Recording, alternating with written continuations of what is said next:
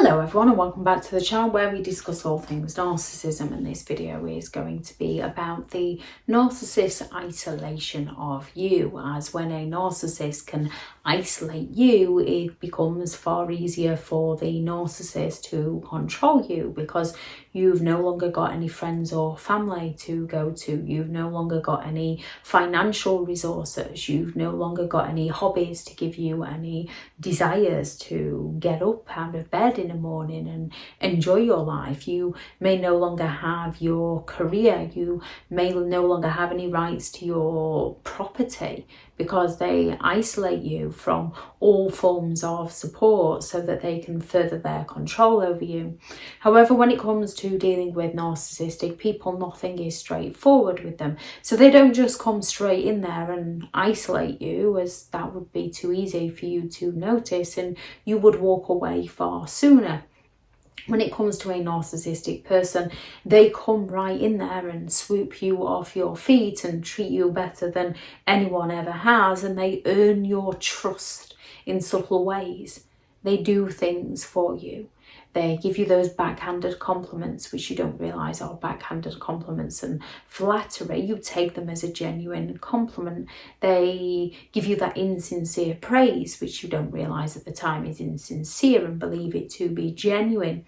They enjoy spending their time with you and you enjoy spending your time with them, as why wouldn't you? They're treating you so well, they're being so nice to you, they're mirroring you and future faking with you and selling you an illusion that they are everything you are as a person. They enjoy everything that you like as a person because they're putting on a front.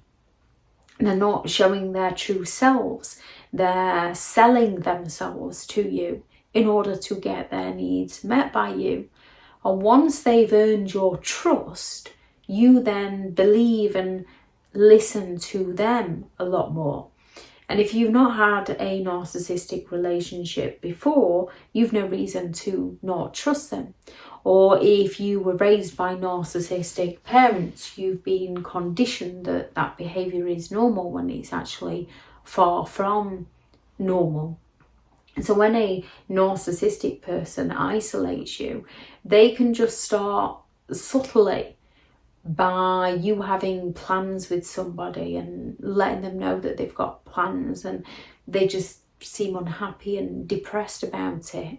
They don't particularly go straight off the marker and start sulking or falling silent on you.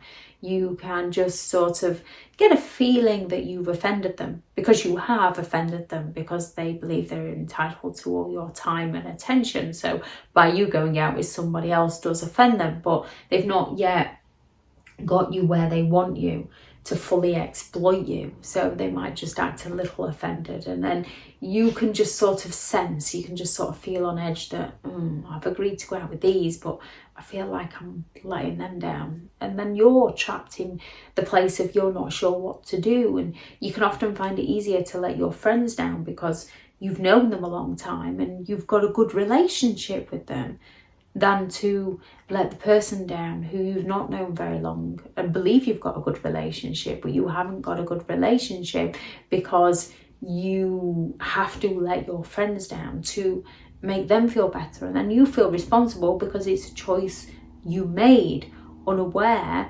of the narcissist behaviour kind of forcing you, coercively controlling you into making that choice. Now later down the line, when you choose to go out with friends, they might just try and guilt trip you and claim that they've got a lovely surprise planned for you.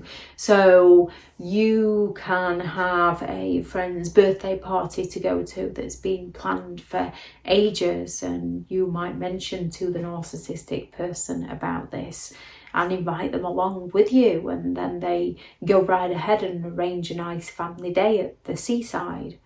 So when it comes to going, you mention it and they say, oh, I thought we planned to go to the seaside on that day.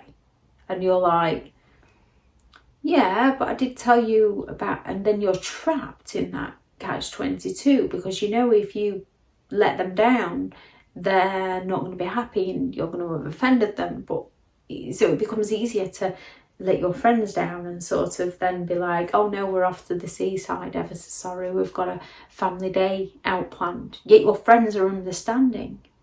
And if your friends start to think, something doesn't quite add up here, and says to you, are you sure about this person? Because, and then they give examples of why they're not sure about that person. That person was with somebody when they met you, and those who come to you through cheating often leave you by cheating. So those friends might drop those subtle hints as to why they're not so sure that this person is the love of your life. And because you are open and honest, you go straight back and tell the narcissistic person, who then claims, don't trust that friend of yours. They seem a bit jealous to me.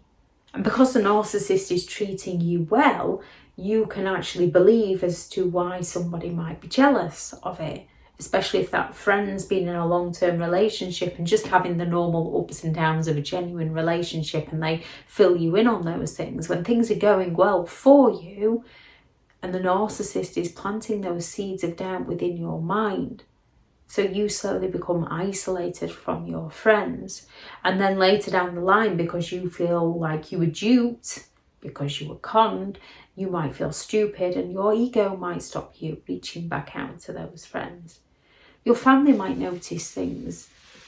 They might just come to a special occasion and start tormenting people, but not in a boyish mess around way. They take things to the extreme. They push past the limits, and if anyone speaks up, they get offended and say they were only joking, they were only messing around, when they weren't, they were intentionally hurting.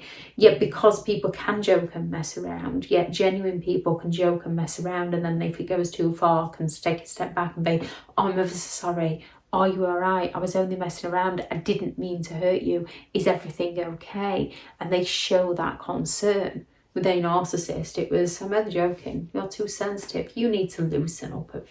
They pass the blame straight over to you. So then they start claiming that your family's interfering too much every time your family speak out about something. So they isolate you from your friends and your family. Whenever you've got anything planned with somebody else, they'll have some sort of crisis or emergency. They'll claim that they need you. So you drop everything to serve the narcissistic person, slowly, again, isolating yourself from your friends and family. However, what you will notice is when you are in need and you turn to a narcissistic person, as long as you're not in that love bombing stage, if you're in that devaluation or that discard stage, they'll not be there for you. They'll disappear on you. They might just simply start an argument before an event, or before you're going to see friends and family, or before a celebration or a special occasion, or when people are coming round, they just start an argument. They just change the atmosphere and cause chaos and bring your mood crashing down. And then once you've come crashing down, they stand there and say, oh, why are you so grumpy? Why are you in a bad mood for? What's your problem? See, this is why I never want to go anywhere with you. And then you end up going alone and often making an excuse for the narcissist, so that people don't see how the narcissist is actually treating you. And if they do see and they do try to speak to you, the narcissist has already got in there telling you how they're jealous and they're interfering too much. So you believe the narcissist words over your instincts and your friends and your family. And then when you come home, they've got the face on, they're sulking, they've fallen silent, they won't speak to you. They accuse you of being selfish and abandoning them. So you feel bad and slowly start to cut yourself off from people. They fall silent on you, so you feel bad. They tell you that it's you and them against the world. They can go all out to claim that if you're training at something, that they don't really see you in that kind of job. That, do you really think you're capable? And when you are learning any new skill, unless you're a genius, and even geniuses have to learn. Even geniuses come across a point where it gets tough and they have to keep going and they have to break through something, or they have to go and work on something else and then come back to it later down the line. So it doesn't matter how clever you are when you are learning something new, it's a learning curve. Yes, it comes easier and more natural to some more than others. Some people can retain things far easier in their memory than others. However, most people come to a point where they struggle. And it's right at that struggle that a narcissist will not encourage you to move forward. They'll not inspire you. They'll not support you. They will go against you. Yet they do it in such a seemingly helpful way and say, yeah, I did think you were taking on a little bit too much. Perhaps that's not really for you. Maybe this is your time to sort of move on to something else. I never really saw you doing that anyway. They put obstacles in the way. So they will, if you have children, they will fail to help with the childcare. It is far easier to be a single parent than it is to be in a relationship while being a single parent, because you're actually parenting the narcissistic one. Not that you realise this, but they do act like children. So they come along and they do it in a manner where you perceive them to be offering advice and helping you, when what they're doing is sabotaging you. They will drain you and sink you for depression and then take you to the doctors to get you on medication so that they can tell everyone that you're crazy and they're doing their best to help you, and they get all the support even though you're the one that's going through mental difficulties due to the environment you're in with them. And then they will offer to take care of the bills in their home as long as you put everything in their name, because they're taking it all away from you under the pretense that they are helping you. And within a relationship with a narcissist, due to all the stress of the relationship, due to all the cortisol that's released, due to the stress of the relationship, you can end up with so many illnesses that you don't really have any explanations for, because you don't realise that it's in the environment that you're in that's making you sick.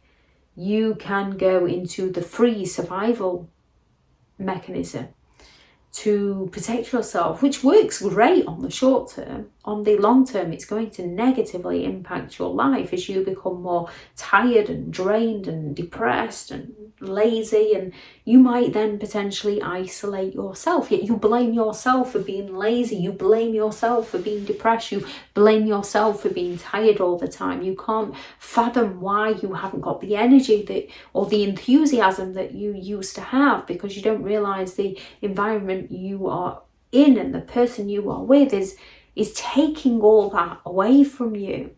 Any hobbies that you enjoyed that they claim they like too, they start to put them down and discredit you, or start accusing you of being up to no good when you're there. So you become isolated from all the things that you enjoyed in your life, all the things that gave you any form of passion, any form of drive. And the narcissist finds a way to blame you, to accuse you of going insane, of being paranoid, of going crazy. And you are then isolated from all forms of support. And it's easier then for a narcissistic person to control you, to control where you go and what you do. And yet they do it in such a subtle way that you are led to believe that they are the one who is trying to help you, and you don't realise they're the very person that's sinking you. Not only do they lead you to believe they're trying to help you, they will then go back to your friends and family, because you seemingly have been rude to your friends and family and cut them off, and say that they need your friends and family help because they don't know what to do with you anymore, because they've tried everything they can to help you. And they smear your name to those around you so that you're painted out to be the emotionally unstable one, while the narcissist gains all the sympathetic attention. And then when they do up and leave you, they get praise for leaving you. Yeah, I can see why you left. You tried your best. And they get that validation from outside sources of supply that they weren't the problem. Meanwhile, you're left with your life in ruins and you've got to build yourself up again. The way you build yourself up again is by finding something to motivate you to get out of bed in the morning, so you can find your dreams and your desires and your hobbies and do all the things that you love to do that the narcissist wouldn't let you do. So you can find who you are as a person, find the things that you enjoy, find the things that give you hope, find the things that give you a desire. Find the things that give you that determination to keep going when things get rough, because things do get tough in life. And you have to have an aim so you can push through those tough times to get what you want. Narcissistic people give you that false hope, so that you believe that if you just hang on there a little bit longer, you'll get to that aim of that false promise they once sold you, yet failed to deliver on you and blamed you for why they didn't deliver. When the person you are with is helping you struggle rather than helping you through your struggles, when you never come through your struggles with them, when you just discover more and more struggles, they are not the person you need to be with.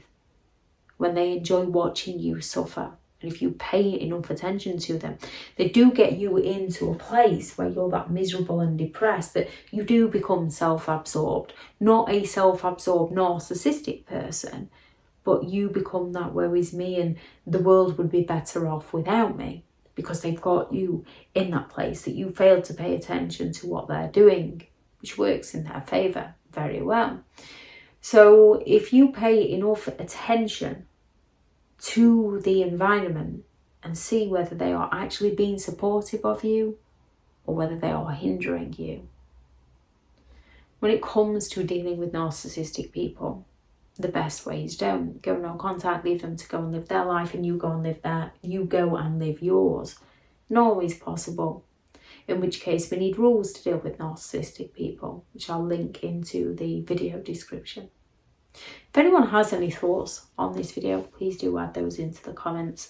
Thank you very much to all the returning subscribers and your continued support with the channel. It's greatly appreciated. If you are new to the channel, I'm Elizabeth Shaw. This channel is all about narcissistic behaviour to give you more understanding of the people you might be dealing with within your life, how to handle yourself around those people if you cannot go no contact, and different methods to find what works for you to help you understand and overcome narcissistic and emotional abuse.